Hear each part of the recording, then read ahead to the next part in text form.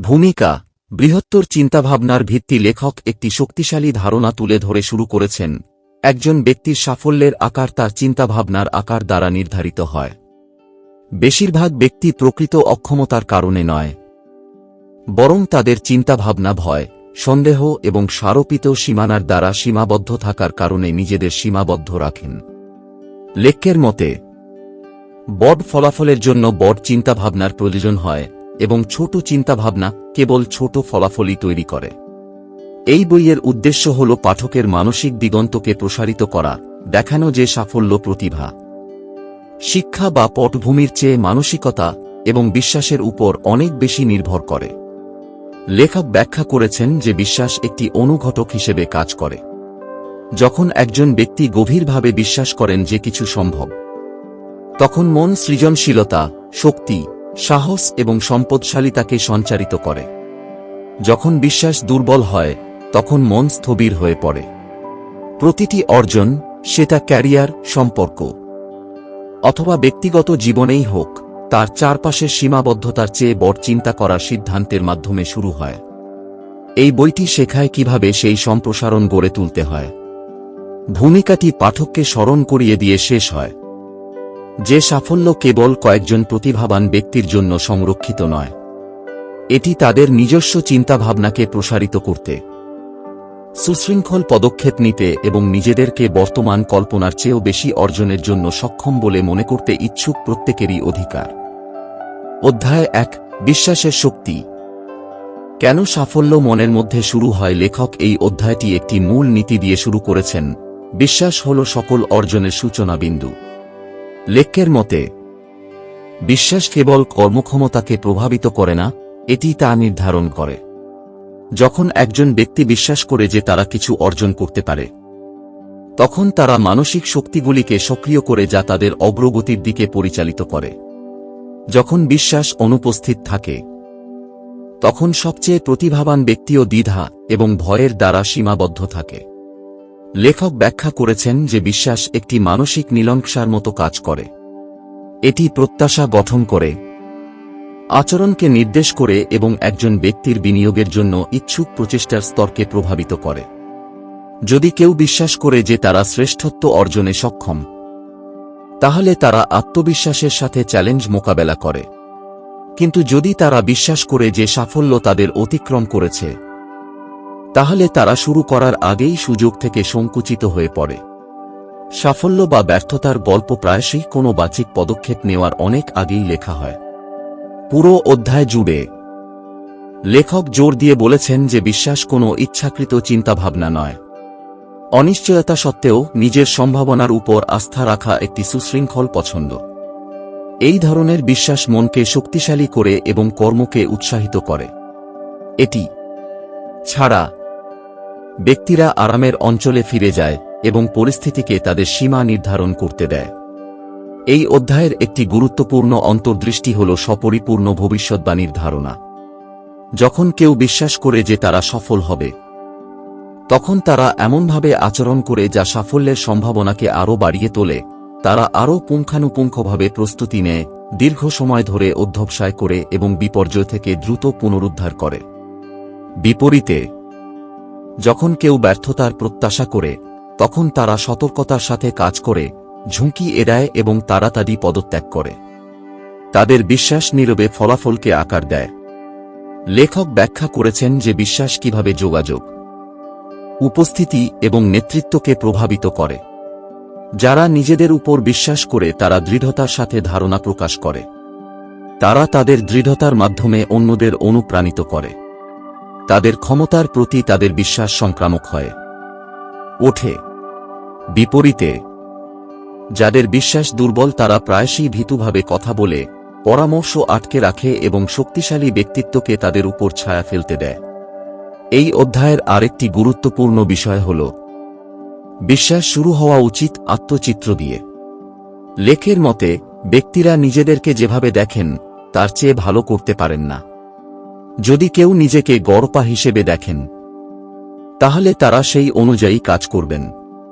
যদি তারা নিজেকে সক্ষম, মূল্যবান এবং সুযোগের যোগ্য হিসেবে দেখেন, তাহলে তারা স্বাভাবিকভাবেই উচ্চতর মান অর্জন করতে পারবেন। বড় চিন্তা করার জন্য প্রথমে নিজেকে বড় ফলাফলের যোগ্য হিসেবে দেখতে হবে। লেখক পাঠকদের অন্যদের দ্বারা আরোপিত নেতিবাচক লেবেল প্রত্যাখ্যান করতে উৎসাহিত করেন। অনেকেই তাদের চারপাশের লোকেদের সমালোচনা, সন্দেহ বা কম প্রত্যাশাকে আত্মস্থ করে নেন। এই বাহ্যিক কণ্ঠস্বরগুলি অভ্যন্তরীণ সীমাবদ্ধতায় পরিণত হয়। লেখক পাঠকদের এই কণ্ঠস্বরগুলিকে ভয়ের পরিবর্তে সম্ভাবনার প্রতিফলনকারী ক্ষমতায়নকারী বিশ্বাস দিয়ে প্রতিস্থাপন করার আহ্বান জানান। অধ্যায়টি শেষ হয়েছে একটি শক্তিশালী ধারণা দিয়ে। বিশ্বাস মনকে সমাধানের জন্য উন্মুক্ত করে। যখন কেউ সত্যিকার অর্থে বিশ্বাস করে যে কিছু করা সম্ভব, তখন তার মস্তিষ্ক তা অর্জনের উপায় অনুসন্ধান শুরু করে। সৃজনশীলতা সক্রিয় হয়, প্রেরণা বৃদ্ধি পায়, সম্ভাবনা প্রসারিত হয়। বিপরীতে অবিশ্বাস মনকে বন্ধ করে দেয়। এটি কল্পনাকে অবরুদ্ধ করে এবং সুযোগের দরজা বন্ধ করে দেয়। অতএব বিশ্বাস কোনো ঐচ্ছিক বৈশিষ্ট্য নয়, এটি সেই ভিত্তি যার উপর সমস্ত বড় সাফল্য নির্মিত হয়। অধ্যায় 2, এক্সকিউসাইটিসকে পরাজিত করা, সাফল্যকে সংকুচিত করে এমন মানসিক রোগ দূর করা। এই অধ্যায়ে লেখক একটি শক্তিশালী ধারণার সূচনা করেছেন। বেশিরভাগ মানুষই ব্যর্থ হয় না কারণ তাদের ক্ষমতার অভাব থাকে। তারা ব্যর্থ হয় কারণ তারা তাদের চিন্তাভাবনা নিয়ন্ত্রণের জন্য অজুহাত দেয়। লেখক এই অবস্থাকে অজুহাত বলেছেন, একটি মানসিক রোগ যা ছোট থাকার, দায়িত্ব এড়ানোর এবং উচ্চাকাঙ্ক্ষা ত্যাগ করার জন্য আপাতদৃষ্টিতে যুক্তিসঙ্গত যুক্তি প্রদান করে সম্ভাবনাকে ধ্বংস করে দেয়। লেখক ব্যাখ্যা করেছেন যে অজুহাতগুলি বিশ্বাসযোগ্য মনে হয় কারণ তারা অহংকে রক্ষা করে। এগুলি ব্যক্তিদের অভ্যন্তরীণ সীমাবদ্ধতাগুলি পরীক্ষা করার পরিবর্তে বাহ্যিক শক্তিকে দোষারোপ করে অস্বস্তি, ভয় বা চ্যালেঞ্জ এড়াতে সাহায্য করে। তবুও প্রতিটি অজুহাত, যতই মসৃণ হোক না কেন, একই পরিণতির দিকে নিয়ে যায়: স্থবিরতা। ধনী, সফল এবং অত্যন্ত কার্যকর ব্যক্তিরা বাস্তবতার মুখোমুখি হয় এবং এড়িয়ে যাওয়ার চেয়ে পদক্ষেপ বেছে নিয়ে অজুহাতের ঊর্ধ্বে উঠে। এই অধ্যায়ে এক্সকিউসাইটিসের সবচেয়ে সাধারণ বিভাগগুলি চিহ্নিত করা হয়েছে এবং প্রকাশ করা হয়েছে যে কিভাবে প্রতিটি বিভাগ নীরবে একজন ব্যক্তির বড় চিন্তা করার ক্ষমতাকে সীমাবদ্ধ করে। প্রথমটি হল স্বাস্থ্যগত অজুহাত। আমার স্বাস্থ্য যদি আরও ভালো হতো তবে আমি আরও বেশি চেষ্টা করতাম বলার প্রবণতা। লেখক ব্যাখ্যা করেছেন যে স্বাস্থ্যগত চ্যালেঞ্জের সাথে সফল ব্যক্তিরা প্রায়শই কোনো বাধা ছাড়াই তাদের চেয়ে এগিয়ে থাকেন কারণ তারা অভিযোগের চেয়ে দৃঢ়তা বেছে নেন। তারা স্বীকার করেন যে যখন মন ভয়ের উপর নয়, উদ্দেশ্যের উপর মনোনিবেশ করা হয় তখন শক্তি বৃদ্ধি পায়। দরিদ্র চিন্তাবিদরা তাদের সীমাবদ্ধতাগুলিকে অতিরঞ্জিত করে এবং তাদের স্থিতিস্থাপকতাকে অবমূল্যায়ন করে বৃদ্ধির বিরুদ্ধে স্বাস্থ্যকে ঢাল হিসাবে ব্যবহার করে। দ্বিতীয় রূপ হল বুদ্ধিমত্তার অজুহাত। অনেক ব্যক্তি বিশ্বাস করেন যে তারা সফল হওয়ার জন্য যথেষ্ট বুদ্ধিমান নন। লেখক যুক্তি দেন যে সাফল্য সহজাত বুদ্ধিমত্তার চেয়ে অনেক বেশি। মনোভাব, অধ্যবসায় এবং শেখার ইচ্ছার উপর নির্ভর করে। যারা তাদের বুদ্ধিমত্তাকে অবমূল্যায়ন করে তারা খুব কমই নিজেদের চ্যালেঞ্জ করে। এটি তাদের প্রচেষ্টার মাধ্যমে যে দক্ষতা অর্জন করতে পারে তা আবিষ্কার করতে বাধা দেয়। ধনী এবং সফল ব্যক্তিরা ধারাবাহিকভাবে ধরে নেন যে তারা তাদের লক্ষ্যে পৌঁছানোর জন্য যা কিছু প্রয়োজন তা শিখতে পারেন। তৃতীয়টি হল বয়সের অজুহাত, যা দুটি রূপে দেখা যায়। আমি অনেক বৃদ্ধ এবং আমি খুব ছোট। লেখক জোর দিয়ে বলেন যে বয়স তখনই সীমাবদ্ধতা হয়ে ওঠে যখন কেউ এটিকে অজুহাত হিসেবে ব্যবহার করে। অনেকেই জীবনের শেষের দিকে মহত্ব অর্জন করেন কারণ তারা তাদের অভিজ্ঞতাকে বিচক্ষণতার সাথে ব্যবহার করেছিলেন। অন্যরা তাড়াতাড়ি সফল হন কারণ তারা তাদের শক্তি সাহসের সাথে ব্যবহার করেছিলেন। নির্ধারক ফ্যাক্টর বয়স নয় বরং মানসিকতা। চতুর্থটি হল ভাগ্যের অজুহাত। এই অজুহাতে ভুগছেন এমন ব্যক্তিরা অন্যদের সাফল্যকে ভাগ্যের ব্যর্থতা হিসেবে উড়িয়ে দেন এবং নিজেদের অগ্রগতির অভাবকে দুর্ভাগ্য হিসেবে দেখেন। এই মানসিকতা তাদের কাজ, শৃঙ্খলা এবং পছন্দগুলিকে স্বীকৃতি দিতে বাধা দেয় যা আসলে ফলাফল তৈরি করে। লেখক জোর দিয়ে বলেন যে যারা ভাগ্যের উপর ফলাফলের জন্য দায়ী তারা কখনই তাদের গতিপথের মালিকানা গ্রহণ করেন না। সফল ব্যক্তিরা তাদের পরিস্থিতি গঠনের দায়িত্ব গ্রহণ করেন। পুরো অধ্যায় জুড়ে লেখক জোর দিয়ে বলেছেন যে এক্সকুইজিটিস বিপজ্জনক কারণ এটি আরামদায়ক বোধ করে। অজুহাতও একজন ব্যক্তিকে তার আরামের অঞ্চলে থাকতে দেয়। পরিবর্তনের সাথে আসা অস্বস্তি এড়াতে পারে। তবুও সান্ত্বনা হল বৃদ্ধির শত্রু। বড় চিন্তা করার জন্য এই অজুহাতগুলির মুখোমুখি হতে হবে, সেগুলি ভেঙে ফেলতে হবে এবং ক্ষমতায়নকারী বিশ্বাস দিয়ে প্রতিস্থাপন করতে হবে। লেখক একটি গুরুত্বপূর্ণ অন্তর্দৃষ্টি প্রদান করেছেন। একজন ব্যক্তি তার সীমাবদ্ধতা রক্ষা করে সাফল্য অর্জন করতে পারে না। যতক্ষণ অজুহাত থাকবে ততক্ষণ অগ্রগতিও করতে পারবে না। অজুহাত দূর করার জন্য ব্যক্তিদের ন্যায্যতার চেয়ে সততা বেছে নিতে হবে। তাদের নিজস্ব চিন্তাভাবনা পরীক্ষা করতে হবে।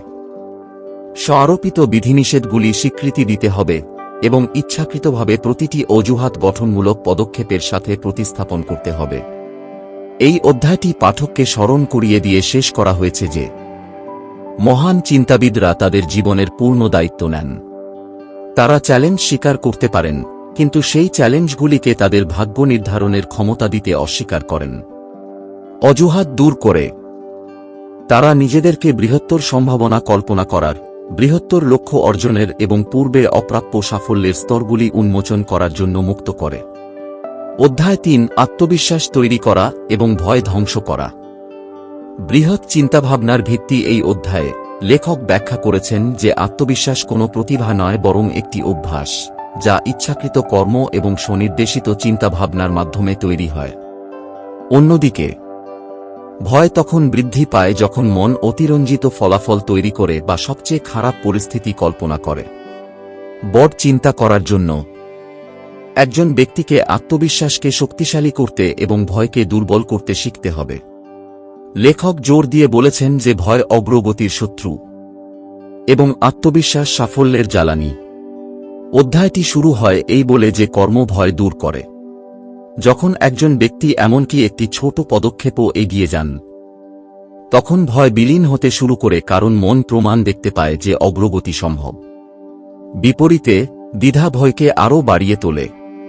কেউ যত বেশি অপেক্ষা করে, কাজটি তত বেশি ভয়ঙ্কর হয়ে ওঠে। লেখকের মতে প্রতিটি সাহসী কাজ, যত ছোটই হোক না কেন, আত্মবিশ্বাসের মানসিক পেশি তৈরি করে। লেখক এরপর ব্যাখ্যা করেন যে ভয় প্রায়শই আত্মসন্দেহ থেকে উদ্ভূত হয়। মানুষ তাদের সম্ভাবনাকে অবমূল্যায়ন করে এবং কি ভুল হতে পারে তার উপর অতিরিক্ত মনোযোগ দেয়। এই মানসিক প্যাটার্নটি এমন একটি চক্র তৈরি করে যা উচ্চাকাঙ্ক্ষাকে সীমিত করে। সফল ব্যক্তিরা তাদের মনকে ইতিবাচক চিন্তাভাবনা, গঠনমূলক ব্যাখ্যা এবং প্রত্যাশাকে শক্তিশালী করে এই চক্রকে বাধাগ্রস্ত করে। আমি যদি ব্যর্থ হই জিজ্ঞাসা করার পরিবর্তে তারা আমি যদি সফল হই জিজ্ঞাসা করে মানসিক কাঠামোর এই পরিবর্তন আচরণকে রূপান্তরিত করে। এই অধ্যায়ে উপস্থাপিত একটি গুরুত্বপূর্ণ অন্তর্দৃষ্টি হল ভয়ের উপর স্মৃতির প্রভাব।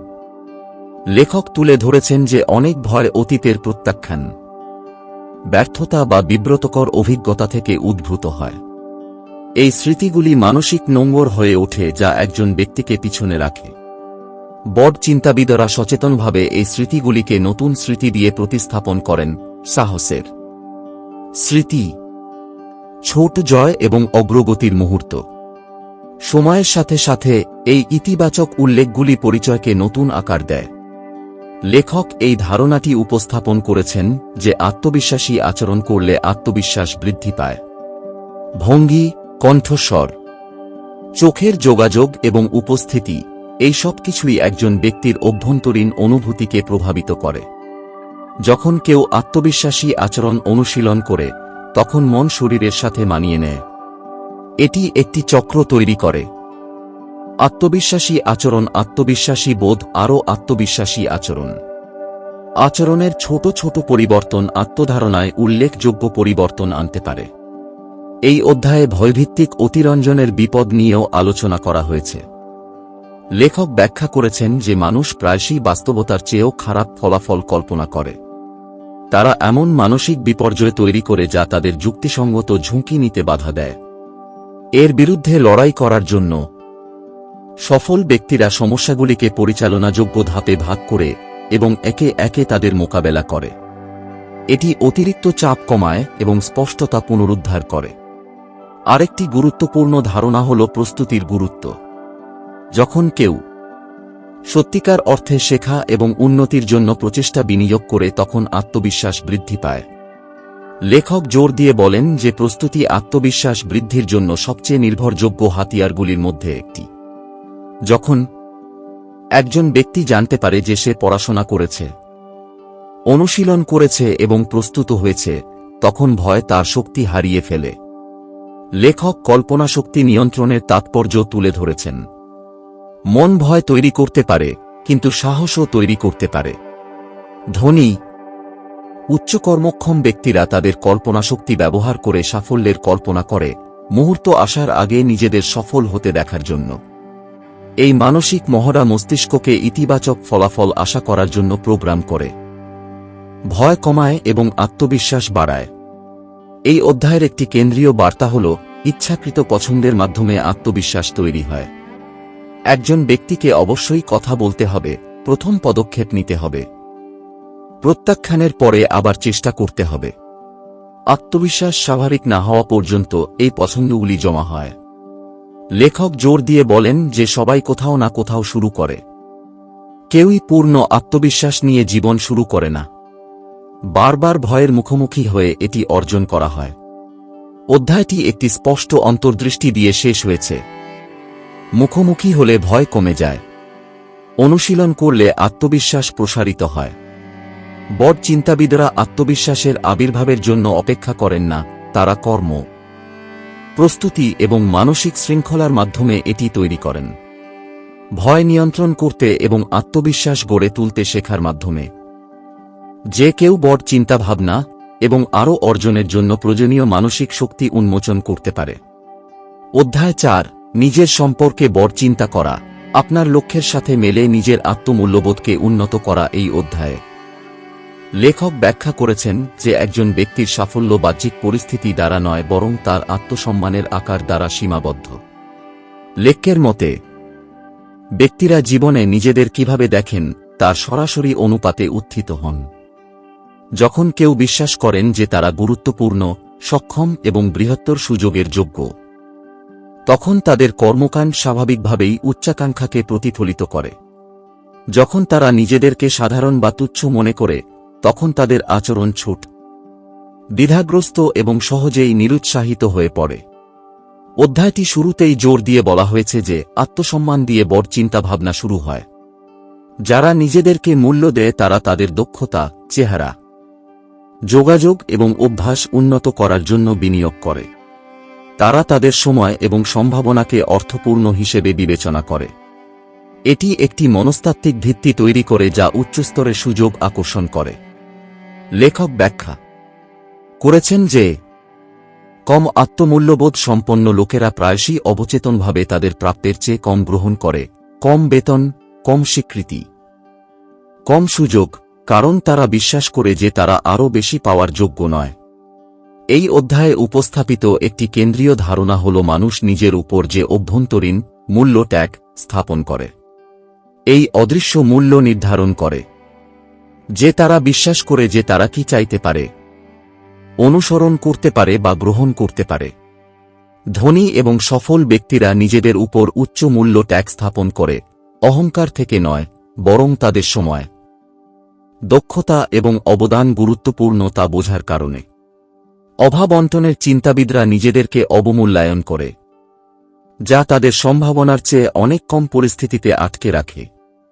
লেখক আত্মসংলাপকে উন্নত করার গুরুত্ব তুলে ধরেছেন। একজন ব্যক্তি যেভাবে নিজের সাথে কথা বলেন তা তার অভ্যন্তরীণ পরিচয়কে গঠন করে। যখন কেউ বারবার নিজেকে বলে যে সে সক্ষম, বুদ্ধিমান এবং যোগ্য, তখন অবচেতন মন এটিকে সত্য হিসেবে গ্রহণ করতে শুরু করে। তবে নেতিবাচক আত্মকথন শক্তি, আত্মবিশ্বাস এবং উচ্চাকাঙ্ক্ষাকে হ্রাস করে। বড় চিন্তাবিদরা তাদের অভ্যন্তরীণ সংলাপ পর্যবেক্ষণ করেন এবং ইচ্ছাকৃতভাবে ক্ষমতায়নকারী চিন্তাভাবনা বেছে নেন। আরেকটি গুরুত্বপূর্ণ অন্তর্দৃষ্টি হল চেহারা আত্মচিত্রকে প্রভাবিত করে। লেখক অহংকারকে উৎসাহিত করেন না, বরং পেশাদারিত্ব এবং প্রচেষ্টাকে উৎসাহিত করেন। যখন কেউ উদ্দেশ্যমূলকভাবে পোশাক পরে, সাজসজ্জা বজায় রাখে এবং আত্মবিশ্বাসের সাথে নিজেকে বহন করে, তখন তারা নিজেদের এবং অন্যদের কাছে একটি বার্তা পাঠায় যে তারা মূল্যবান ব্যক্তি। এটি আত্মসম্মান বৃদ্ধি করে এবং অন্যরা তাদের প্রতি কিভাবে প্রতিক্রিয়া দেখায় তা শক্তিশালী করে। দুর্বল আত্মসম্মান প্রায়শই অসাবধান চেহারার মাধ্যমে নিজেকে প্রকাশ করে, যা আত্মবিশ্বাসকে আরও দুর্বল করে। এই অধ্যায়ে আচরণ কিভাবে পরিচয় গঠন করে তাও অন্বেষণ করা হয়েছে। যখন কেউ চিন্তাশীল, উদার এবং দায়িত্বশীল আচরণ করে, তখন তারা একটি ইতিবাচক আত্মচিত্রকে শক্তিশালী করে। তারা নিজেদেরকে এমন একজন হিসেবে দেখতে শুরু করে যার সম্মান প্রাপ্য। বিপরীতে, যখন তারা এমনভাবে কাজ করে যা তাদের লক্ষ্যের বিপরীতে চলে যায়, দেরি করা, প্রতিশ্রুতি ভঙ্গ করা বা দায়িত্ব এড়ানো, তখন তাদের আত্মসম্মান ক্ষয়প্রাপ্ত হয়। বড় চিন্তাবিদরা তাদের সর্বোচ্চ মান মেনে ধারাবাহিকভাবে কাজ করে তাদের পরিচয় রক্ষা করেন। লেখক ব্যাখ্যা করেছেন যে অন্যদের সাথে নিজেকে তুলনা করা এড়িয়ে চলা অপরিহার্য। তুলনা হীনমন্যতা এবং হতাশার জন্ম দেয়। পরিবর্তে, বড় চিন্তাবিদরা কেবল তাদের পূর্ববর্তীদের সাথে নিজেদের তুলনা করেন। তারা অগ্রগতি পরিমাপ করেন, পরিপূর্ণতা নয়। এই পদ্ধতি ধীরে ধীরে এবং টেকসইভাবে আত্মবিশ্বাস তৈরি করে। সময়ের সাথে সাথে পুনরাবৃত্তি করা ছোট ছোট উন্নতিগুলি বিশাল অভ্যন্তরীণ শক্তি তৈরি করে। এই অধ্যায়ের একটি গভীর ধারণা হল, মানুষ আপনার সাথে ঠিক সেই রকম আচরণ করে যেমন আপনি নিজের সাথে করেন। যদি আপনি নিজেকে মর্যাদার সাথে পরিচালনা করেন, আত্মবিশ্বাসের সাথে আপনার ধারণা প্রকাশ করেন এবং অর্থপূর্ণ সীমানা নির্ধারণ করেন, তাহলে অন্যরা সম্মানের সাথে সাড়া দেয়। যদি আপনি আপনার ক্ষমতাকে ছোট করে দেখেন বা নিজেকে অনিশ্চিত হিসেবে উপস্থাপন করেন, তাহলে অন্যরা সেই সংকেত গ্রহণ করে। পৃথিবী আপনার সাথে কিভাবে আচরণ করে তা পরিবর্তন করতে হলে প্রথমে আপনাকে নিজের সাথে কিভাবে আচরণ করবেন তা পরিবর্তন করতে হবে। লেখক পাঠকদের এমন লোকদের সাথে নিজেকে ঘিরে রাখতে উৎসাহিত করেন যারা তাদের উন্নতি করে। আত্মচিত্র সহায়ক পরিবেশে বিকশিত হয় এবং নেতিবাচক পরিবেশে সংকুচিত হয়।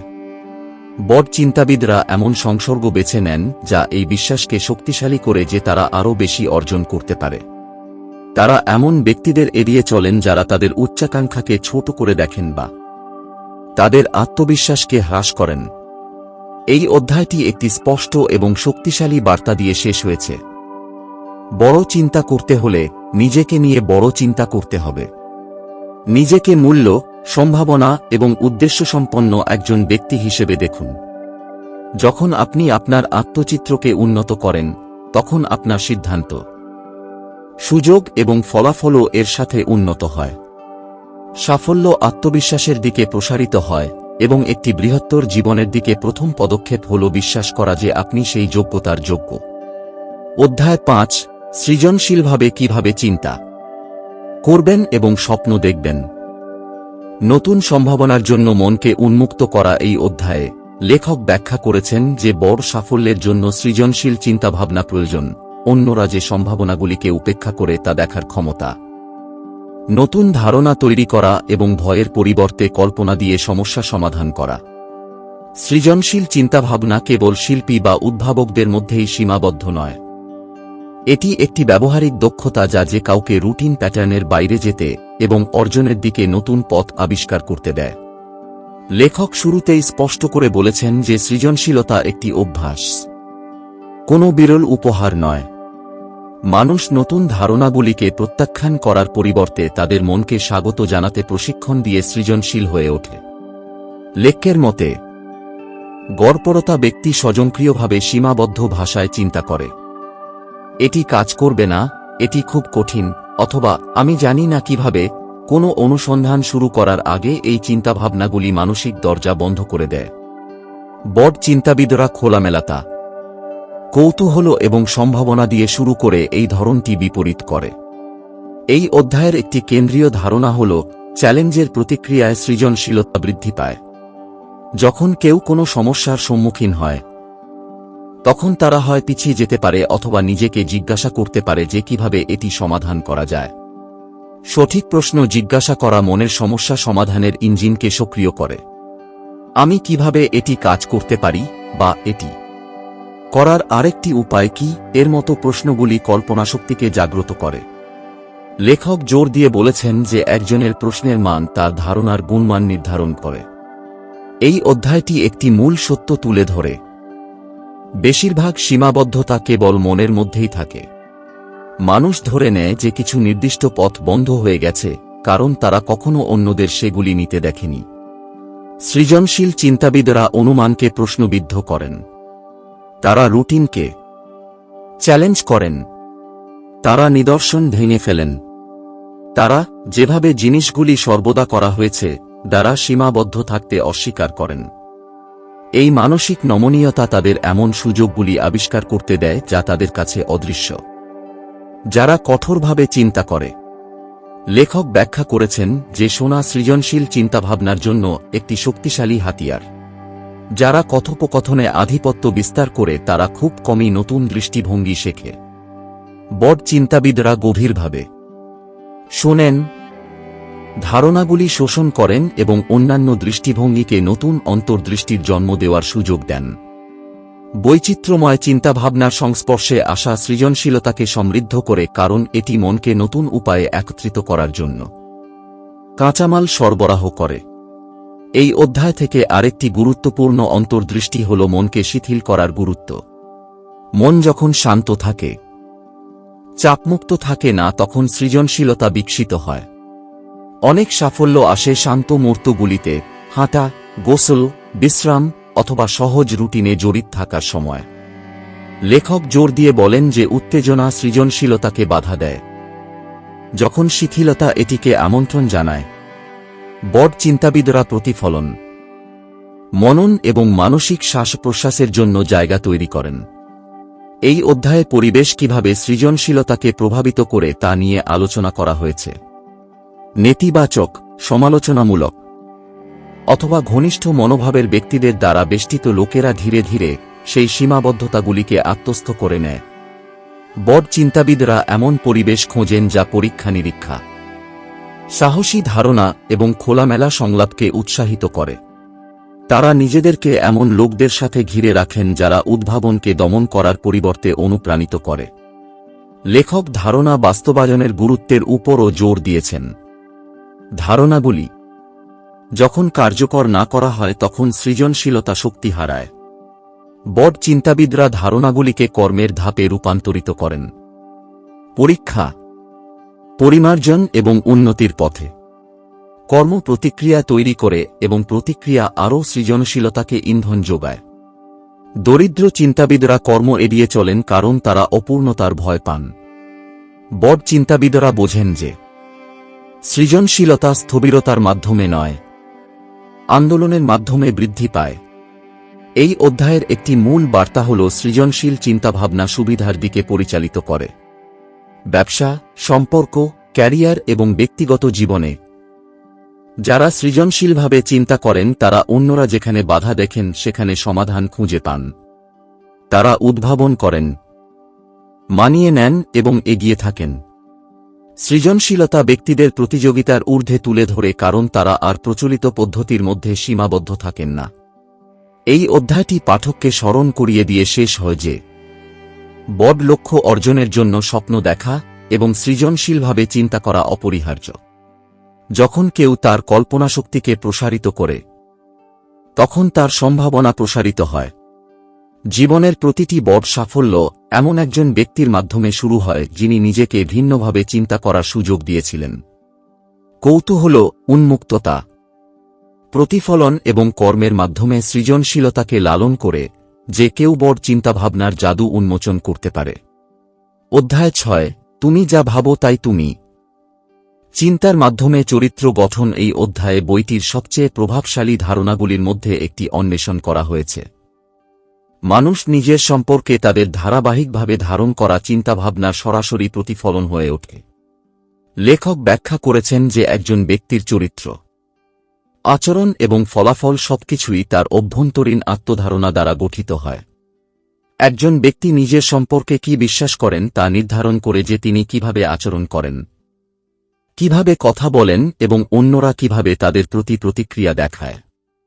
অধ্যায়টি এই ধারণা দিয়ে শুরু হয় যে একজন বিজয়ীর মতো চিন্তা করা বিজয়ী আচরণ তৈরি করে। যখন কেউ নিজেকে সক্ষম বলে মনে করে, তখন তার কর্মকাণ্ড স্বাভাবিকভাবেই আত্মবিশ্বাসের প্রকাশ ঘটায়। তারা উদ্যোগ নেয়, স্পষ্টতার সাথে যোগাযোগ করে এবং দৃঢ়তার সাথে চ্যালেঞ্জ মোকাবেলা করে। যখন কেউ নিজেকে সাধারণ বা নিকৃষ্ট মনে করে, তখন তার আচরণ সেই বিশ্বাসের প্রতিফলন ঘটায়। তারা দ্বিধাগ্রস্ত হয়, তাদের ক্ষমতাকে অবমূল্যায়ন করে এবং দায়িত্ব বা সুযোগের উপস্থিতিতে সংকুচিত হয়। লেখকের মতে, মানুষ প্রায়শই তাদের ভেতরের বর্ণনার শক্তিকে অবমূল্যায়ন করে। ভেতরের চিন্তাভাবনা একটি নীরব স্ক্রিপ্ট তৈরি করে যা দৈনন্দিন কর্মকাণ্ডকে নিয়ন্ত্রণ করে। এমনকি সেই চিন্তাভাবনাগুলিকে উচ্চস্বরে না বলেও ব্যক্তিরা স্বর, ভঙ্গি, সিদ্ধান্ত এবং প্রতিক্রিয়ার মাধ্যমে সেগুলোকে তুলে ধরে।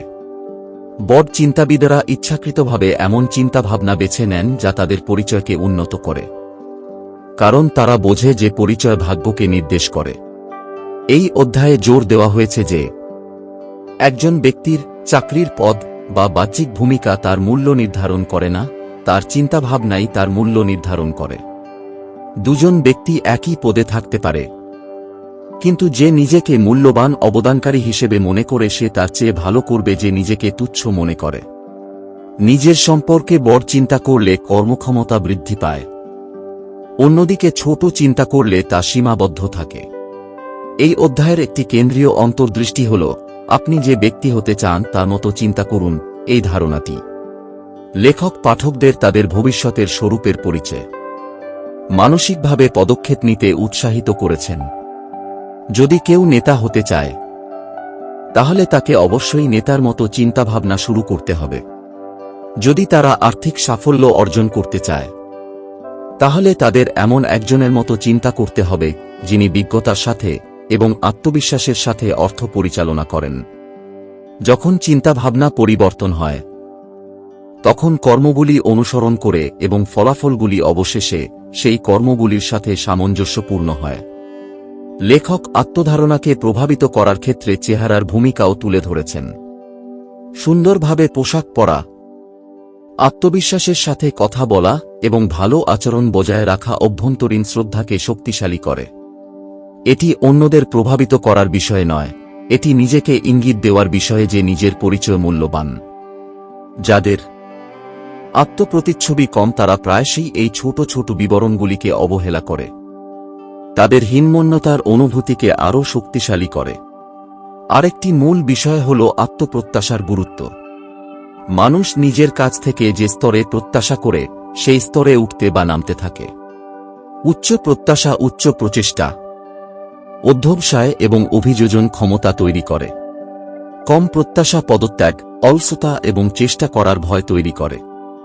বড় চিন্তাবিদরা নিজেদের জন্য উচ্চাকাঙ্ক্ষী প্রত্যাশা স্থাপন করেন, সাফল্য নিশ্চিত হওয়ার জন্য নয়, বরং উচ্চ লক্ষ্য অর্জন তাদের সেরা গুণাবলীকে সক্রিয় করে তোলে বলে। লেখক ব্যাখ্যা করেছেন যে অন্যদের মতামতের উপর ভিত্তি করে কারও আত্মধারণা নির্ধারণ করা উচিত নয়। অনেক ব্যক্তি নেতিবাচক মন্তব্য, বিচার বা তুলনাকে তাদের মূল্য নির্ধারণ করতে দেয়। এটি তাদের মানসিক ভিত্তিকে দুর্বল করে দেয়। বড় চিন্তাবিদরা সমালোচনাকে সত্যের নয় বরং অন্যদের প্রতিফলন হিসেবে স্বীকৃতি দেন। তারা বাহ্যিক প্রতিক্রিয়া ফিল্টার করেন এবং কেবল সেই বিষয়গুলিই বেছে নেন যা তাদের বিকাশকে সমর্থন করে। এই অধ্যায়ে আরও আলোচনা করা হয়েছে যে কিভাবে মানুষ অবচেতনভাবে অন্যদের তাদের সাথে কিভাবে আচরণ করতে হয় তা শেখায়। যখন কেউ মর্যাদা এবং আত্মবিশ্বাসের সাথে আচরণ করে, তখন অন্যরা সম্মানের সাথে প্রতিক্রিয়া জানায়। যখন কেউ নিজেকে অনিশ্চিত বা ক্ষমা প্রার্থী হিসাবে উপস্থাপন করে, তখন অন্যরা এটিকে তাদের উপর আধিপত্য বিস্তার বা বরখাস্ত করার সংকেত হিসাবে ব্যাখ্যা করে। আত্মসম্মান হল বাহ্যিক সম্মান অর্জনের প্রথম পদক্ষেপ। লেখক আরও জোর দিয়ে বলেছেন যে মন একটি শক্তিশালী ভাস্কর। প্রতিটি চিন্তাই পরিচয় তৈরি করে। একটি শক্তিশালী, সক্ষম চরিত্র গঠনের জন্য ব্যক্তিদের এমন চিন্তা ভাবনা ভাবতে হবে যা তাদের দুর্বল করার পরিবর্তে শক্তিশালী করে। আমি পারব, আমি করব এবং আমি যোগ্য, এই চিন্তাভাবনা একটি অভ্যন্তরীণ বাস্তবতা তৈরি করে যা সাফল্যকে উৎসাহিত করে। আমি যথেষ্ট নই বা আমি এটি পরিচালনা করতে পারি না, এই চিন্তাভাবনা একটি অভ্যন্তরীণ বাধা তৈরি করে যা অগ্রগতি শুরু হওয়ার আগেই থামিয়ে দেয়। এই অধ্যায়টি পাঠককে স্মরণ করিয়ে দিয়ে শেষ করা হয়েছে যে একজনের চরিত্র গঠনের শুরু হয় তার চিন্তাভাবনা গঠনের মাধ্যমে। যখন একজন ব্যক্তি সাফল্যের জন্য নির্ধারিত ব্যক্তির মতো চিন্তা করেন, গর্বের সাথে নিজেকে বহন করেন, উদ্দেশ্যমূলকভাবে কাজ করেন এবং নিজের মূল্যে বিশ্বাস করেন, তখন তিনি ধীরে ধীরে সেই ব্যক্তিতে পরিণত হন। আপনি যা মনে করেন তাই আপনি এবং আপনার চিন্তাভাবনাকে উন্নত করে। আপনি আপনার সমগ্র জীবনকে উন্নত করেন। অধ্যায় 7, আপনার পরিবেশ পরিচালনা করুন, আপনার সাথে থাকা কোম্পানির মাধ্যমে উন্নতি করুন। এই অধ্যায়ে লেখক একটি গভীর সত্যের উপর জোর দিয়েছেন। একজন ব্যক্তির পরিবেশ তার চিন্তাভাবনার আকারকে গঠন করে। বাইরের পরিবেশ, বিশেষ করে যাদের সাথে সে নিয়মিত যোগাযোগ করে, তার মানসিকতা, উচ্চাকাঙ্ক্ষা এবং বিশ্বাসের উপর বিশাল প্রভাব ফেলে। বড় চিন্তা করার জন্য একজন ব্যক্তিকে ইচ্ছাকৃতভাবে এমন একটি পরিবেশ বেছে নিতে হবে যা সীমাবদ্ধতাকে শক্তিশালী করার পরিবর্তে বৃদ্ধিকে উৎসাহিত করে। অধ্যায়টি শুরু হয় ব্যাখ্যা করে যে মানুষ তার চারপাশের লোকেদের কাছ থেকে মনোভাব গ্রহণ করে। আত্মবিশ্বাস, উচ্চাকাঙ্ক্ষা, আশাবাদ, ভয় এবং সন্দেহ এগুলোই সংক্রামক। যদি কেউ তাদের বেশিরভাগ সময় এমন ব্যক্তিদের সাথে কাটায় যারা অভিযোগ করে, সমালোচনা করে, দায়িত্ব এড়িয়ে যায় বা মাঝারি আচরণের জন্য সম্মত হয়, তাহলে সে ধীরে ধীরে এই বৈশিষ্ট্যগুলিকে আত্মস্থ করবে। মন যে আবেগগত পরিবেশের মুখোমুখি হয় তার সাথে খাপ খাইয়ে নেয়। তাই বড় চিন্তাবিদরা তাদের পরিবেশকে অত্যন্ত যত্ন সহকারে রক্ষা করেন। লেখক চিন্তার পরিবেশ ধারণাটি উপস্থাপন করেছেন। কিছু পরিবেশে স্বপ্ন সংকুচিত হয় কারণ নেতিবাচক প্রভাবগুলি পরিবেশকে প্রাধান্য দেয়। এটা অবাস্তব, খুব বেশি লক্ষ্য রাখো না, অথবা আমাদের মতো লোকেরা এটা করতে পারে না, এর মতো মন্তব্য আত্মবিশ্বাসকে দুর্বল করে দেয়। এই পরিবেশগুলি মানুষকে নিচের দিকে ঠেলে দেয়। বিপরীতে বৃদ্ধিভিত্তিক পরিবেশ ব্যক্তিদের আরও বড় চিন্তা করার, সাহসের সাথে কাজ করার এবং নিজেদের থেকে আরও বেশি আশা করার চ্যালেঞ্জ জানায়। এই অধ্যায়ের একটি মূল বার্তা হল, একজন ব্যক্তির কথোপকথনের পরিবেশ তার চিন্তাভাবনার দিক নির্ধারণ করে। যারা ধারণা, সুযোগ, উচ্চাকাঙ্ক্ষা এবং অগ্রগতি নিয়ে আলোচনা করেন তারা স্বাভাবিকভাবেই সৃজনশীলতা এবং প্রেরণাকে অনুপ্রাণিত করেন। যারা মূলত পরচর্চা, সমস্যা বা অভিযোগ নিয়ে কথা বলেন তারা শক্তি নিঃশেষ করে দেন। বড় চিন্তাবিদরা নিজেদেরকে এমন লোকদের সাথে ঘিরে রাখেন যারা গঠনমূলক, অগ্রগতিশীল সংলাপে অংশগ্রহণ করেন। লেখক ব্যাখ্যা করেছেন যে নিজের পরিবেশ উন্নত করার জন্য প্রায়শই আরামের ক্ষেত্র থেকে বেরিয়ে আসতে হয়। অনেক মানুষই উচ্চাকাঙ্ক্ষী ব্যক্তিদের দ্বারা বেষ্টিত থাকে কারণ তারা প্রত্যাখ্যান, বিচার অথবা পরিচিতি হারানোর ভয় পায়। কিন্তু পরিচিত পরিবেশে উন্নতি খুব কমই ঘটে। বড় চিন্তাবিদরা সক্রিয়ভাবে পরামর্শদাতা, নেতা, উদ্ভাবক অথবা আরও বেশি কিছুর জন্য প্রচেষ্টাকারী যে কারো সাথে সম্পর্ক খোঁজেন। এই ব্যক্তিরা প্রত্যাশা বাড়ায় এবং সম্ভাবনা প্রসারিত করে। আরেকটি শক্তিশালী ধারণা হল, সাফল্যময় ব্যক্তিরা মানসিক উত্তোলনকারী হিসেবে কাজ করে। যখন আপনি তাদের সাথে মেলামেশা করেন তখন তারা কেবল তাদের মনোভাব, মান এবং কর্মনীতির মাধ্যমে আপনাকে উপরের দিকে ঠেলে দেন। তাদের অভ্যাস পর্যবেক্ষণ করলে অনুপ্রেরণা জাগে। তাদের মানসিকতা থেকে শিক্ষা আপনার নিজের মানসিকতাকে নতুন করে গড়ে তোলে। তবে দরিদ্র চিন্তাবিদরা নোমরের মতো কাজ করেন। তারা সন্দেহ, ভয় এবং অজুহাত জোগাড় করে অন্যদের দমন করে রাখেন। লেখক নেতিবাচকতার ফাঁদ থেকে বেরিয়ে আসার গুরুত্বের উপরও জোর দিয়েছেন। এই পরিবেশ হতাশাবাদী মানুষদের দ্বারা পরিপূর্ণ যারা ক্রমাগত কি করা যায় না তা তুলে ধরে। তাদের বিশ্বদৃষ্টি ভবিষ্যতের সম্ভাবনার উপর নয়, অতীতের ব্যর্থতার উপর ভিত্তি করে তৈরি। বড় চিন্তাবিদরা এই ধরনের প্রভাবের সাথে সময় কাটানো সীমিত করেন বা তাদের মানসিকতা রক্ষা করার জন্য সীমানা তৈরি করেন। এটি শ্রেষ্ঠত্বের কাজ নয়, বরং আত্মসংরক্ষণের কাজ। এই অধ্যায়ে জোর দেওয়া হয়েছে যে একজনকে অবশ্যই ইচ্ছাকৃতভাবে এমন লোকদের খুঁজে বের করতে হবে যারা প্রবৃদ্ধিকে অনুপ্রাণিত করে।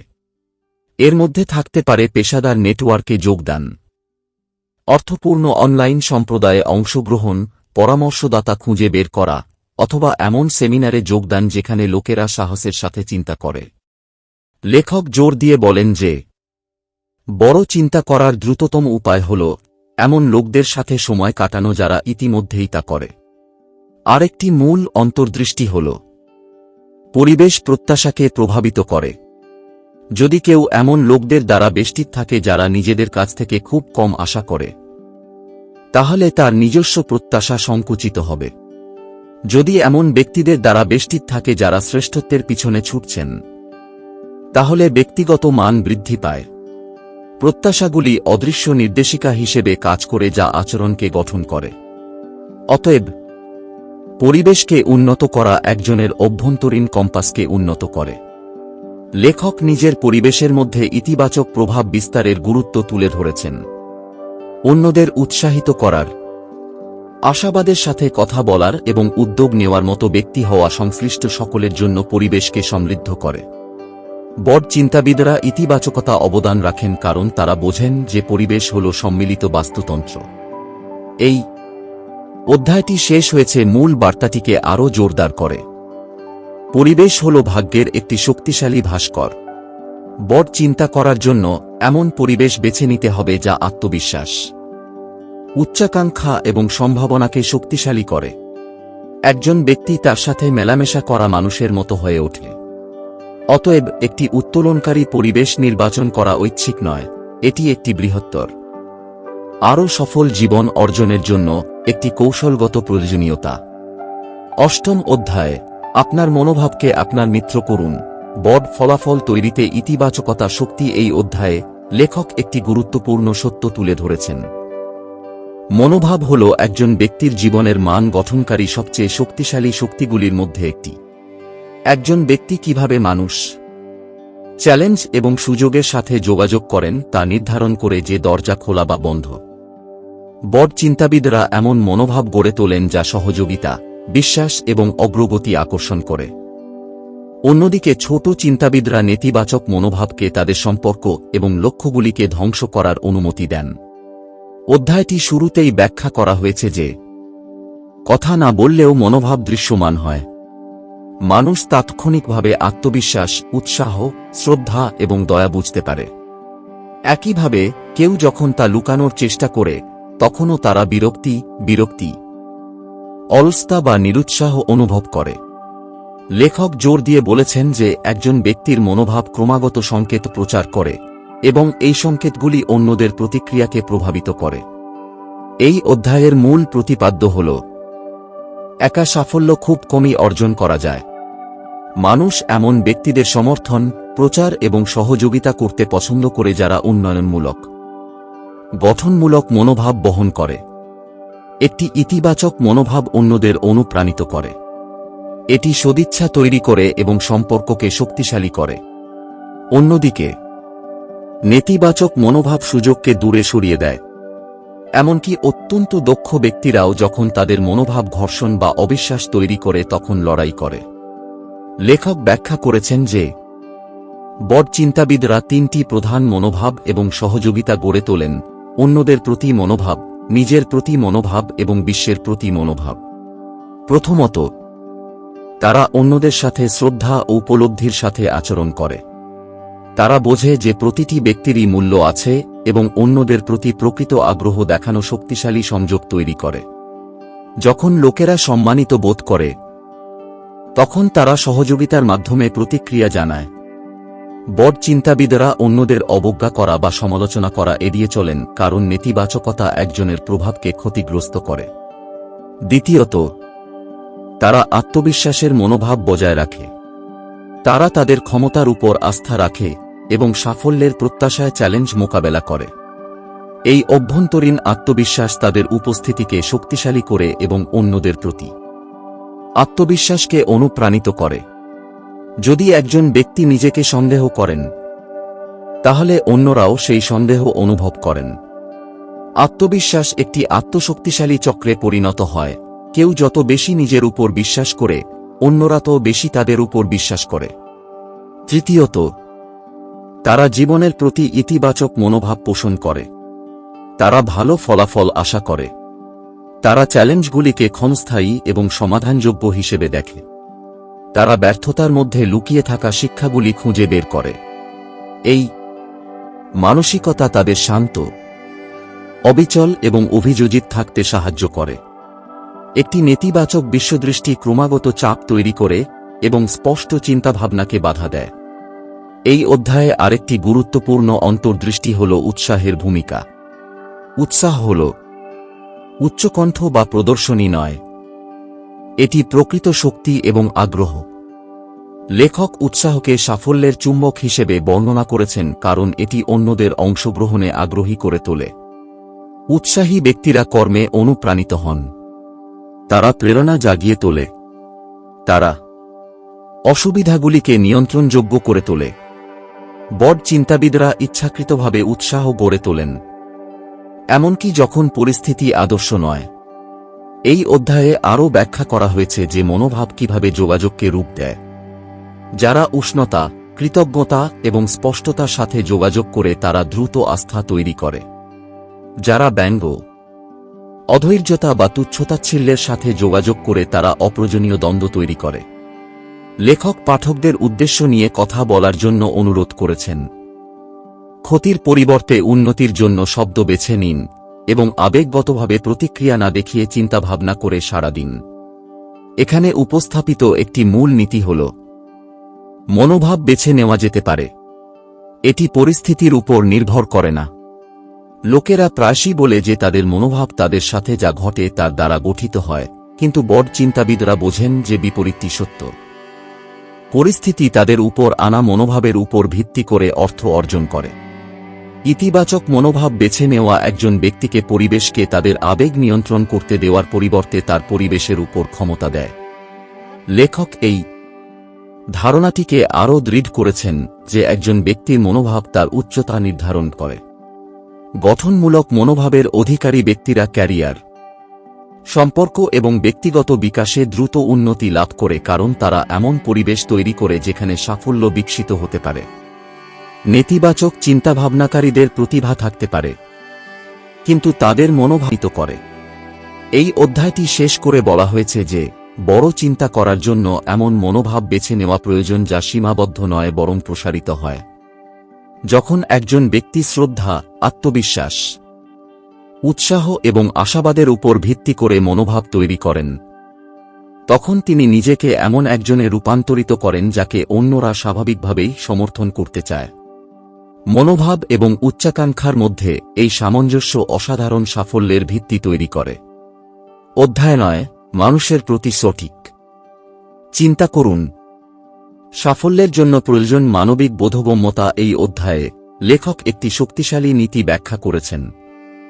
সাফল্য মানুষের সাথে ভালোভাবে কাজ করার ক্ষমতার উপর অনেকাংশে নির্ভর করে। কেউ যতই দক্ষ বা প্রতিভাবান হোক না কেন, যদি তারা বিশ্বাস অর্জন করতে না পারে, সহযোগিতা তৈরি করতে না পারে এবং সদিচ্ছা জাগাতে না পারে, তবে তাদের অগ্রগতি সীমিত হবে। মানুষের প্রতি সঠিক চিন্তাভাবনা করা বাধা হিসেবে নয় বরং তাদের মিত্র হিসেবে দেখা বড় লক্ষ্য অর্জনের জন্য অপরিহার্য। এই অধ্যায়টি এই ধারণা দিয়ে শুরু হয় যে মানুষ হল সুযোগের সেতু। প্রতিটি পদোন্নতি, অংশীদারিত্ব, বিনিয়োগ বা অগ্রগতিতে অন্যান্য মানুষ জড়িত থাকে। যখন কেউ মানুষকে বোঝে এবং প্রশংসা করে, তখন তারা স্বাভাবিকভাবেই সমর্থন আকর্ষণ করে। যখন তারা ভুল বিচার করে, সমালোচনা করে বা খারাপ ব্যবহার করে, তখন সুযোগগুলি অদৃশ্য হয়ে যায়। বড় চিন্তাবিদরা বিচারের চেয়ে শ্রদ্ধা এবং কৌতূহলের মানসিকতা নিয়ে মানুষের কাছে যান। লেখকের মতে মানুষের প্রতি সঠিক চিন্তাভাবনার ভিত্তি হল সহানুভূতি। সহানুভূতি কাউকে অন্য ব্যক্তির দৃষ্টিভঙ্গিতে প্রবেশ করতে এবং তাদের প্রেরণা, চ্যালেঞ্জ এবং আকাঙ্ক্ষা বুঝতে সাহায্য করে। যখন ব্যক্তিরা বুঝতে পারে যে তারা বোঝা যাচ্ছে, তখন তারা বিশ্বাস এবং সহযোগিতার সাথে প্রতিক্রিয়া জানায়। ছোট চিন্তাবিদরা সহানুভূতি উপেক্ষা করে এবং কেবল তাদের নিজস্ব উদ্বেগের উপর মনোনিবেশ করে, যা সম্পর্ককে দুর্বল করে। এই অধ্যায়ের একটি মূল অন্তর্দৃষ্টি হল যে মানুষ স্বীকৃতি লাভের মাধ্যমেই সাফল্য লাভ করে। তারা মূল্যবান, প্রশংসাপ্রাপ্ত এবং নজরে আসা অনুভব করতে চায়। এমনকি একটি সাধারণ স্বীকৃতিও কারও মনোবলকে উন্নত করতে পারে এবং সম্পর্ককে শক্তিশালী করতে পারে। যারা ছোট মনে করে তারা প্রায়শই এই মানবিক সত্যকে উপেক্ষা করে। তারা অন্যদেরকে হালকাভাবে নেয় বা কেবল ত্রুটিগুলির উপর মনোযোগ দেয়। বড় চিন্তাবিদরা ইচ্ছাকৃতভাবে শক্তি এবং অবদানের সন্ধান করেন। আন্তরিক প্রশংসার মাধ্যমে ইতিবাচক আচরণকে শক্তিশালী করেন। লেখক জোর দিয়ে বলেছেন যে তর্ক এড়িয়ে চলা অপরিহার্য। তর্ক খুব কমই সমাধান তৈরি করে, তারা প্রতিরোধ তৈরি করে। যখন ব্যক্তিরা আক্রমণাত্মক বোধ করে বা ভুল প্রমাণিত হয়, তখন তারা আত্মরক্ষামূলক হয়ে ওঠে। এমনকি অন্য ব্যক্তির যুক্তি যুক্তিসঙ্গত হলেও। বড় চিন্তাবিদরা সংঘর্ষের চেয়ে প্ররোচনা বেছে নেন। তারা জোর করে আলোচনা পরিচালনা করার পরিবর্তে ধৈর্যের সাথে আলোচনা পরিচালনা করেন। এই পদ্ধতি সম্পর্ক সংরক্ষণ করে এবং আরও ভালো ফলাফলের দিকে নিয়ে যায়। আরেকটি গুরুত্বপূর্ণ বার্তা হল সক্রিয়ভাবে শোনার মূল্য। যখন কেউ সম্পূর্ণরূপে শোনে, বাধা না দিয়ে, বিচার না করে বা খণ্ডন প্রস্তুত না করে, তখন তারা অর্থপূর্ণ সংলাপের জন্য একটি নিরাপদ স্থান তৈরি করে। শোনা কথা বলার চেয়ে দ্রুত আস্থা তৈরি করে। অনেকে নিজেকে প্রমাণ করার জন্য অতিরিক্ত কথা বলে, কিন্তু বড় চিন্তাশীলরা বোঝার জন্য শোনে। এটি তাদের আরও কার্যকর যোগাযোগকারী এবং সমস্যা সমাধানকারী করে তোলে। লেখক আরও ব্যাখ্যা করেছেন যে মানুষের মানসিক চাহিদা থাকে যা আচরণকে প্রভাবিত করে। এই চাহিদাগুলির মধ্যে রয়েছে সম্মানিত, তাৎপর্যপূর্ণ এবং সক্ষম বোধ করা। যখন নেতা বা সহকর্মীরা অন্যদের এই মানসিক চাহিদা পূরণে সাহায্য করেন, তখন সহযোগিতা স্বাভাবিক হয়ে ওঠে। যখন তারা এই চাহিদা লঙ্ঘন করে, তখন প্রতিরোধ তৈরি হয়। বড় চিন্তাবিদরা আবেগগত ইঙ্গিতগুলিতে মনোযোগ দেন এবং মানুষের সাথে এমন আচরণ করেন যা মর্যাদাকে শক্তিশালী করে। এই অধ্যায়ের একটি মূল বিষয় হল অন্যদের লেবেল বা স্টেরিওটাইপ করার অভ্যাস এড়ানো। লেবেলগুলি বোঝাপড়াকে সীমাবদ্ধ করে এবং মিথ্যা অনুমান তৈরি করে। বড় চিন্তাবিদরা মানুষকে ব্যক্তি হিসাবে দেখেন, শ্রেণী হিসাবে নয়। তারা পূর্বের অভিজ্ঞতা বা পক্ষপাতকে কারো সাথে কিভাবে আচরণ করে তা নির্ধারণ করতে দেন না। তারা অন্যদের তাদের শক্তি এবং সম্ভাবনা প্রকাশ করার সুযোগ দেন। লেখক এই ধারণাটি উপস্থাপন করেছেন যে মানুষ তাদের প্রতি দেখানো মনোভাবকে প্রতিফলিত করে। বন্ধুত্বপূর্ণ আচরণ বন্ধুত্বের জন্ম দেয়, শ্রদ্ধা শ্রদ্ধার জন্ম দেয়, শত্রুতা শত্রুতা সৃষ্টি করে। যদি কেউ ইতিবাচক সম্পর্ক চায়, তবে তাকে ইতিবাচকতার সূচনা করতে হবে। বড় চিন্তাবিদরা এই মনস্তাত্ত্বিক নীতিটি সচেতনভাবে ব্যবহার করেন। দয়া এবং খোলামেলাতার মাধ্যমে মিথস্ক্রিয়াকে রূপ দেন। আরেকটি গুরুত্বপূর্ণ বিষয় হল হতাশার পরিবর্তে শান্তভাবে কঠিন মানুষদের মোকাবেলা করা শেখা। লেখক ব্যাখ্যা করেছেন যে আবেগগতভাবে প্রতিক্রিয়া দেখানো কঠিন মানুষদের নিয়ন্ত্রণ দেয়। ধৈর্য এবং স্পষ্টতার সাথে প্রতিক্রিয়া দেখানো শক্তি সংরক্ষণ করে। অন্যরা যখন অযৌক্তিক আচরণ করে তখনও বড় চিন্তাবিদরা শান্ত থাকেন। এই সংযম তাদের প্রভাবকে শক্তিশালী করে। এই অধ্যায়টি মানুষকে এমন একটি সুনাম প্রদানের গুরুত্ব তুলে ধরে যা তার সাথে খাপ খাইয়ে নিতে পারে। যখন আপনি কারো ক্ষমতার উপর আস্থা প্রকাশ করেন, তখন তারা প্রায়শই সেই প্রত্যাশা পূরণের জন্য উঠে দাঁড়ায়। উৎসাহ একটি সপরিপূর্ণ ভবিষ্যৎবাণীতে পরিণত হয়। ছোট চিন্তাবিদরা বিপরীত কাজ করেন, তারা ত্রুটিগুলি তুলে ধরেন এবং সন্দেহকে আরও শক্তিশালী করেন, যা কর্মক্ষমতা হ্রাস করে। এই অধ্যায়টি একটি স্পষ্ট বার্তা দিয়ে শেষ হয়েছে: মানুষকে বোঝার, সম্মান করার এবং উন্নীত করার ক্ষমতা হল বড় সাফল্যের ভিত্তি। মানুষের প্রতি সঠিক চিন্তাভাবনা বিশ্বস্ত সম্পর্ক, শক্তিশালী অংশীদারিত্ব এবং অফুরন্ত সুযোগ তৈরি করে। যখন একজন ব্যক্তি তার যাত্রায় অন্যদের মূল্যবান মিত্র হিসেবে দেখে, তখন তার জগৎ প্রসারিত হয় এবং এর সাথে সাথে তার সাফল্যের ক্ষমতাও বৃদ্ধি পায়। অধ্যায় 10, কর্ম অভ্যাসে প্রবেশ করুন। বড় চিন্তাভাবনার জন্য সাহসী কাজ করা প্রয়োজন। এই অধ্যায়ে লেখক একটি নির্ণায়ক সত্য উপস্থাপন করেছেন: কেবল ধারণাই সাফল্য তৈরি করে না, কর্মই সাফল্য তৈরি করে। পৃথিবী এমন ব্যক্তিদের দ্বারা পরিপূর্ণ যারা স্বপ্ন দেখে, পরিকল্পনা করে এবং কল্পনা করে, কিন্তু কখনো নড়াচড়া করে না। বড় চিন্তাবিদরা আরও ভালো ধারণা দিয়ে নয়, বরং তাদের ইতিমধ্যে থাকা ধারণাগুলির উপর কাজ করে নিজেদের আলাদা করে তোলেন। এই অধ্যায়টি শেখায় যে কর্ম হল আকাঙ্ক্ষা এবং অর্জনের মধ্যে সেতু। লেখক শুরুতেই ব্যাখ্যা করেছেন যে ব্যর্থতার ভয় হল কর্মের এক নম্বর শত্রু। অনেকেই পদক্ষেপ নেওয়ার আগে সঠিক মুহূর্ত, নিখুঁত পরিকল্পনা বা পরম নিশ্চিততার জন্য অপেক্ষা করে, কিন্তু পরিপূর্ণতা একটি মায়া। পরিস্থিতি কখনই ত্রুটিহীন হবে না। বড় চিন্তাবিদেরা অনিশ্চয়তা গ্রহণ করে এবং যেভাবেই হোক কাজ করে, এই বিশ্বাসে যে গতি তাদের এগিয়ে নিয়ে যাবে। বিপরীতে ছোট চিন্তাবিদরা দ্বিধাকে পক্ষাঘাতে পরিণত হতে দেয়। এই অধ্যায়ের একটি মূল বার্তা হল: কর্ম আত্মবিশ্বাসের জন্ম দেয়, আর নিষ্ক্রিয়তা সন্দেহের জন্ম দেয়। যখন কেউ একটি পদক্ষেপ নেয়, এমনকি ছোট পদক্ষেপও, তখন তার মন প্রমাণ পায় যে অগ্রগতি সম্ভব। এটি বিশ্বাসকে শক্তিশালী করে এবং পরবর্তী পদক্ষেপের জন্য অনুপ্রাণিত করে।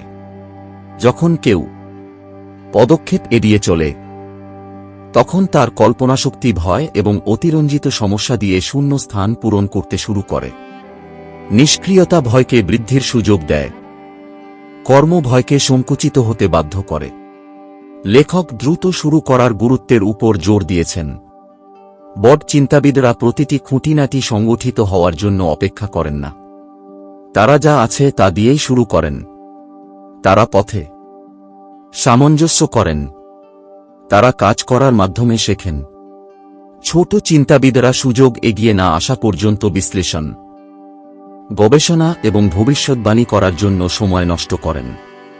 লেখক বলেছেন যে তীব্রতার সাথে বাস্তবায়িত একটি গড় পরিকল্পনা সর্বদা একটি নিখুঁত পরিকল্পনাকে ছাড়িয়ে যায় যা কখনো শুরু হয়নি।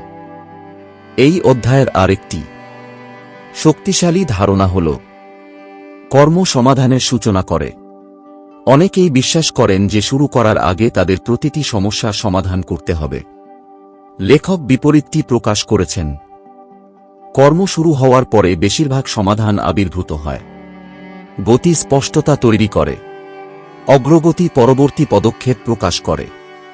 কর্ম ছাড়া উত্তরের জন্য অপেক্ষা করা কেবল স্থবিরতার দিকে নিয়ে যায়। বড় চিন্তাবিদরা প্রথমে কাজ করার প্রক্রিয়ায় বিশ্বাস করেন, তারপর অভিজ্ঞতার মাধ্যমে পরিমার্জন করেন। এই অধ্যায়ে তাৎক্ষণিকভাবে কাজ শেষ করার অভ্যাস সম্পর্কে আলোচনা করা হয়েছে। দীর্ঘসূত্রিতাকে উচ্চাকাঙ্ক্ষার নীরব ঘাতক হিসেবে বর্ণনা করা হয়েছে। যখনই কেউ কাজ শেষ করতে বিলম্ব করে, তখন কাজটি মানসিকভাবে ভারী হয়ে ওঠে। বড় চিন্তাবিদরা তাৎক্ষণিকভাবে কাজ করার অভ্যাস অনুশীলন করেন: কল করা, বার্তা পাঠানো, প্রকল্প শুরু করা, সমস্যা সমাধান করা।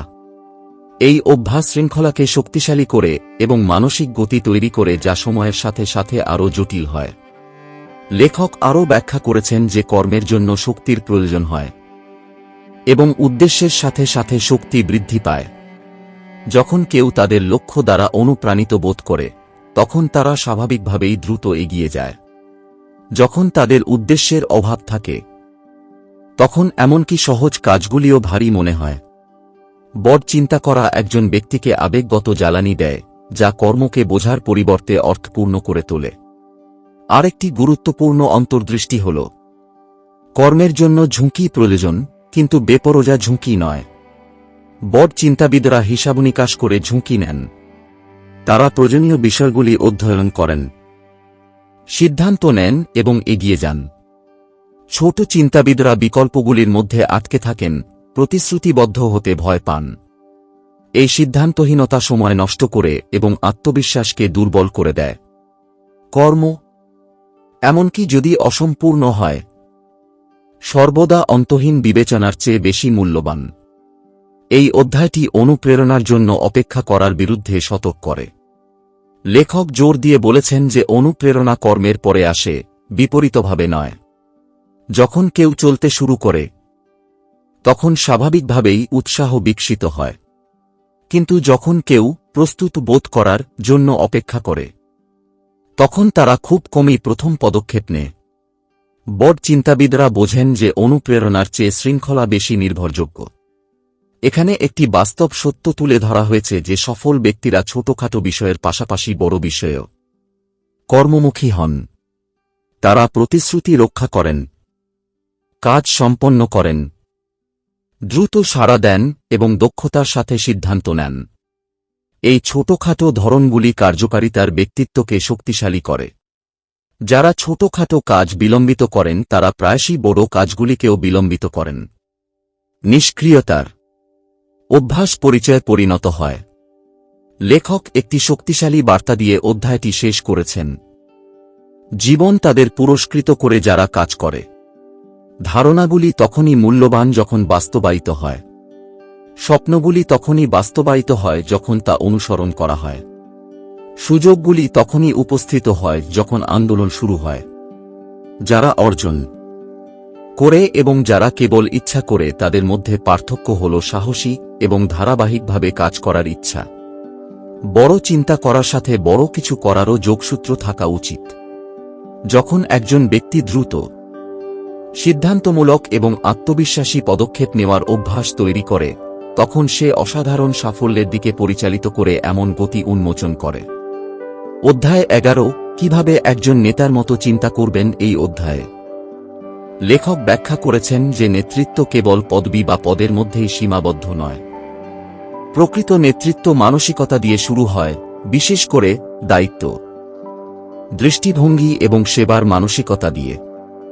বড় চিন্তাবিদরা স্বাভাবিকভাবেই নেতা হিসেবে আত্মপ্রকাশ করেন কারণ তারা সম্ভাবনা দেখেন, অন্যদের অনুপ্রাণিত করেন এবং ফলাফলের মালিকানা গ্রহণ করেন। লেখক সেই মানসিক ধরনগুলি ভেঙে ফেলেন যা কার্যকর নেতাদের সাধারণ ব্যক্তিদের থেকে আলাদা করে। লেখক শুরুতেই বলেছেন যে নেতৃত্ব কর্তৃত্বের উপর নয়, প্রভাবের উপর নির্ভর করে।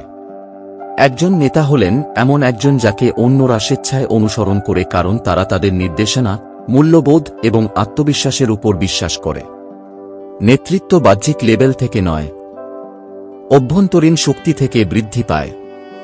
যে কেউ পদমর্যাদা নির্বিশেষে এই অধ্যায়ে বর্ণিত অভ্যাসগুলি গড়ে তোলার মাধ্যমে একজন নেতার মতো চিন্তা করতে পারে। এখানে একটি প্রধান ধারণা হল নেতারা সমস্যার নয়, সমাধানের দিক থেকে চিন্তা করেন। যখন চ্যালেঞ্জ দেখা দেয় তখন ছোট চিন্তাবিদরা অভিযোগ করেন, দোষারোপ করেন অথবা প্রত্যাহার করে নেন। নেতারা শান্ত থাকেন, পরিস্থিতি বিশ্লেষণ করেন এবং গঠনমূলক পদক্ষেপের সন্ধান করেন। অন্যরা আতঙ্কিত হলে মানসিক স্বচ্ছতা বজায় রাখার এই ক্ষমতা নেতৃত্বের একটি নির্দিষ্ট বৈশিষ্ট্য। মানুষ স্বাভাবিকভাবেই তাদের অনুসরণ করে যারা অনিশ্চয়তার মুহূর্তে স্থিতিশীলতা নিয়ে আসে। আরেকটি গুরুত্বপূর্ণ নীতি হল নেতারা দায়িত্ব গ্রহণ করেন। তারা অজুহাতের আড়ালে লুকোন না। তারা পরিস্থিতিকে দোষারোপ করেন না বা ভাগ্যের উপর নির্ভর করেন না। লেখকের মতে দায়িত্ব ক্ষমতায়ন করে কারণ এটি নিয়ন্ত্রণকে আবার কারো হাতে ফিরিয়ে দেয়। যখন কেউ বিশ্বাস করে যে তারা ফলাফলের জন্য দায়ী, তখন তারা সক্রিয় এবং সৃজনশীল হয়ে ওঠে। যখন তারা বিশ্বাস করে যে পরিস্থিতি তাদের নিয়ন্ত্রণ করে, তখন তারা নিষ্ক্রিয় হয়ে যায়। লেখক আরও জোর দিয়ে বলেছেন যে নেতারা অন্যদের উন্নতির কথা ভাবেন।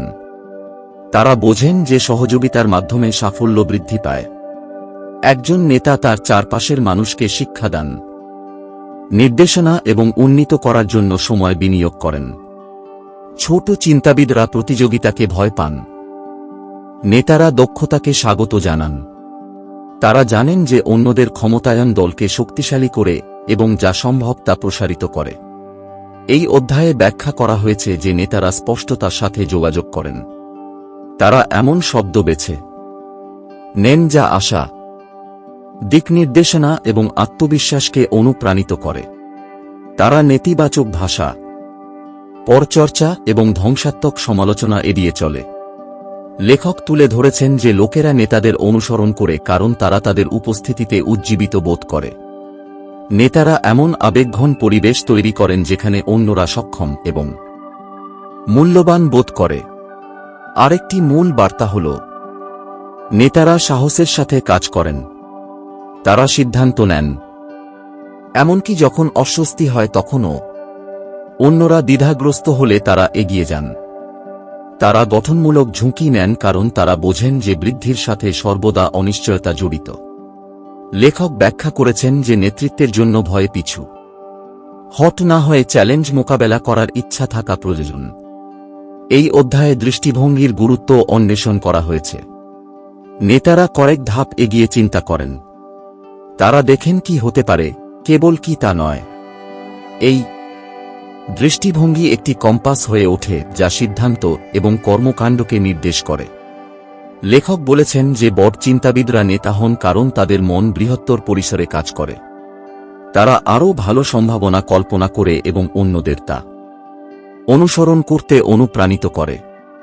আরেকটি গুরুত্বপূর্ণ অভ্যাস হল আত্মশৃঙ্খলা। নেতারা তাদের সময়, শক্তি এবং অগ্রাধিকারগুলি কার্যকরভাবে পরিচালনা করেন। তারা বিক্ষেপ বা তুচ্ছ দাবিগুলিকে তাদের মনোযোগ নষ্ট করতে দেন না। তারা এমন কার্যকলাপে মনোনিবেশ করেন যা অর্থপূর্ণ ফলাফল তৈরি করে। এই শৃঙ্খলা শ্রদ্ধা জাগায় এবং অন্যদের অনুসরণ করার জন্য একটি মান প্রতিষ্ঠা করে। লেখক উদাহরণ স্থাপনের গুরুত্বের উপর জোর দিয়েছেন।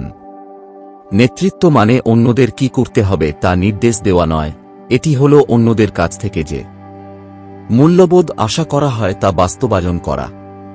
মানুষ যা দেখে তা অনুসরণ করে, যা শোনে তা নয়। যখন একজন নেতা সততা, দায়িত্বশীলতা, অধ্যবসায় এবং দয়া প্রদর্শন করেন তখন তাদের প্রভাব অনেক বেশি শক্তিশালী হয়ে ওঠে। উপরন্তু নেতারা উদারভাবে চিন্তা করেন। তারা কৃতিত্ব ভাগ করে নেন, কৃতজ্ঞতা প্রকাশ করেন এবং অন্যদের অবদানকে স্বীকৃতি দেন। ছোট চিন্তাবিদরা স্বীকৃতি জমা রাখেন, নেতারা তা বিতরণ করেন। এই উদারতা আনুগত্যকে শক্তিশালী করে এবং বিশ্বাসের পরিবেশ তৈরি করে। এই অধ্যায়টি একটি শক্তিশালী উপসংহার দিয়ে শেষ হয়। নেতৃত্ব কোনো বিরল উপহার নয়, এটি একটি পছন্দ আরও বড় চিন্তা করার, দায়িত্বশীলতার সাথে কাজ করার এবং অন্যদের ইতিবাচকভাবে প্রভাবিত করার সিদ্ধান্ত।